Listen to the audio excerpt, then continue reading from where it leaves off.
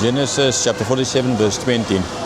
So Joseph bought all the land of Egypt for Pharaoh, for all the Egyptians sold their fields, because the famine was severe on them.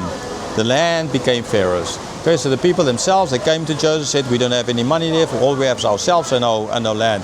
If they only sell themselves, then they are forced into off the lands. If they sell their lands, they are forced into squatter camps. So take our lands and we will be servants on the land. Then we can plant for you and the land won't go desolate. That was in verse 9. So in verse 20, they did it. Okay, and because the famine was severe on them, all the land became Pharaoh's. Verse 21. As for the people, he made servants of them from one end of Egypt to the other. So everyone in Egypt, well, I mean, again, the idea, the concept of everyone, the priests and their families were excluded. Understandably, Pharaoh and his family were excluded. In a certain sense as well, Joseph and his family were excluded from this. And there might be other people who took care of and provided and saved some more money who were excluded from this.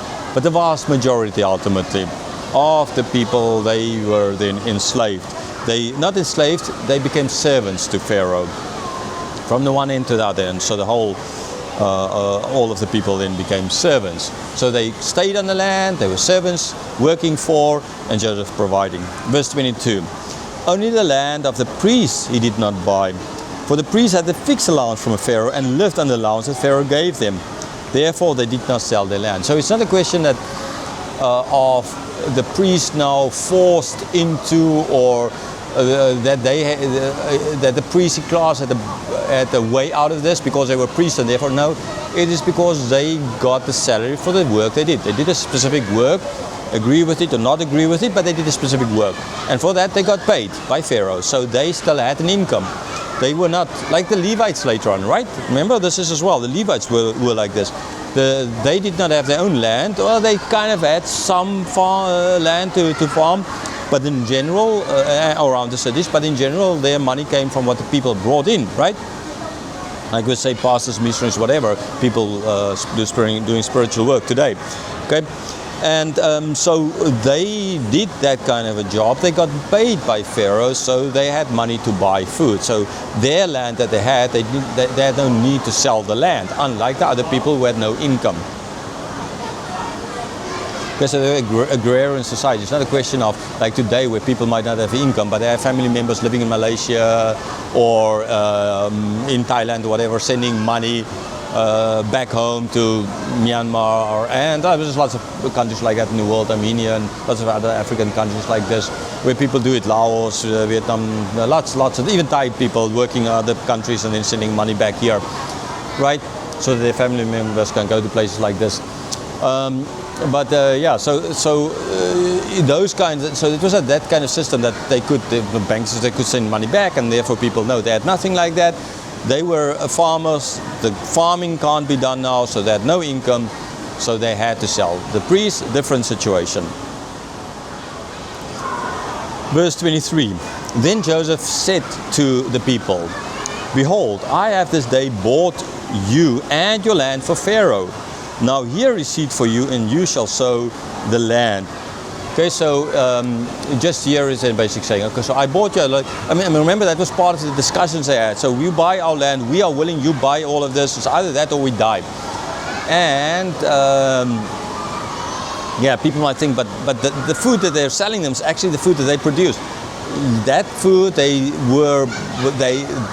had to. I already explained a number of times. Okay, the fact that 20% they had to give. If not for that, the prices would have fell down. So it's actually Pharaoh doing, or Joseph doing them a great favor by taking that food from their hands. You know, our rich countries will take their overproduction and send it as humanitarian aid to other countries so that their own farmers won't go bankrupt, literally. Okay, it happens today. No one has a problem with that. Okay, and so they now, from their own accord, agreed to this, and Joseph from his side now is giving them seed so that they can sow the land. As I said, we will do it so that we can sow the land and we can produce again for Pharaoh, for ourselves, for our country, so that we won't die of hunger. Verse 24. And at the harvest you shall give a fifth to Pharaoh, and 4/5 shall be your own, as seed for the field, and as food for yourself and your households, and as food for your little ones. So kind of exactly the same thing that was the rule before, during the times of plenty. 20% they give to Pharaoh for storage, the rest they keep themselves. Exactly the same thing here.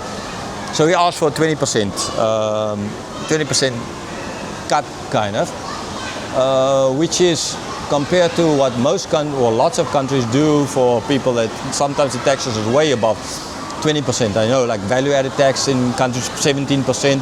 Then there's income tax on top of that. In European countries, people give like 50% away from their salaries for tax. And yes, I know the government then gives them free school and hospitals and all those kinds of things, right? And yeah, the people in Europe, no problem with that. Okay, so even 50%, more than 50% to give away to tax. These guys only 20%. And you need to remember again, I mentioned this in the introduction, that if not for this, they would have had nothing, absolutely nothing. Okay, so they only need to get 20, 40, 80% they can still keep for themselves. So thanks to Joseph, they have something. And not only something, they have 80% of it, right? That's a lot more than zero, a lot more. So thank God for Joseph, for what he did by putting Joseph there. Okay, and we will get back to this in the conclusion part as well. So they can keep on sowing, so they can provide for the households and as well food for the little ones. Verse 25. And they said, "You have saved our lives. May it please my Lord, we will be servants to Pharaoh." So see, this is the whole point. They understand it, that Joseph saved their lives. God saved Joseph's family, God saved Joseph, God saved these people through the sinful actions of the brothers. Okay, so now they are grateful to Joseph, but they ought to have been grateful to God ultimately, because ultimately this is God's doing. Okay, yeah, how often are we grateful to God for what He gives to us? Very seldom. Again, we'll get back to that in the conclusion part.